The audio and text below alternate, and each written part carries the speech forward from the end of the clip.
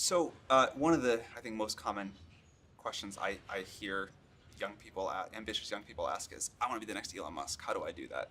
Um, Obviously, the next Elon Musk will work on very different things than you did. But what have you done, or what did you do when you were younger that you think sort of set you up to have a big impact?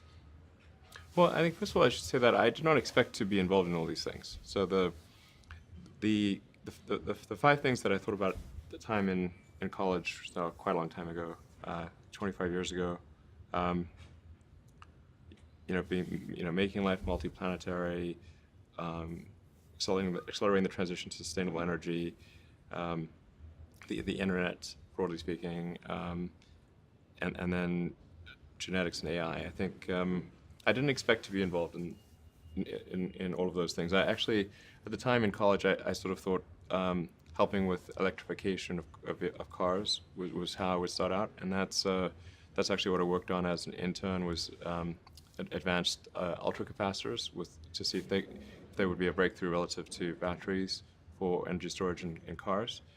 And then when I came out to go to Stanford, that's what I was going to be doing my grad studies on, was working on advanced energy storage technologies for electric cars. And then I put that on hold to start an internet company in '95 because there does seem to be like a time for particular technologies when they're at a steep point in the inflection curve. And I didn't want to do a PhD at Stanford and watch it all happen, and I wasn't entirely certain that the technology I'd be working on would actually succeed. Like you can get a doctorate on many things that ultimately do not have a practical bearing on the world.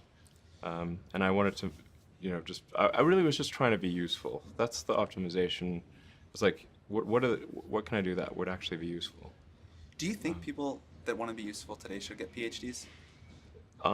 Mostly not. So Yeah. what is the best way to be Some useful? yes, but mostly not. How should someone figure out how they can be most useful? Whatever this thing is that you're trying to create, what would be the utility delta compared to the current state of the art times how many people it would affect? So that's why I think having something that makes a big difference but affects a sort of small to moderate number of people is great. As is something that makes even a small difference but affects a vast number of people. Like the area under the area curve. under the curve. Yeah, exactly. The area under the curve would actually be roughly similar for those two things. So it's actually really about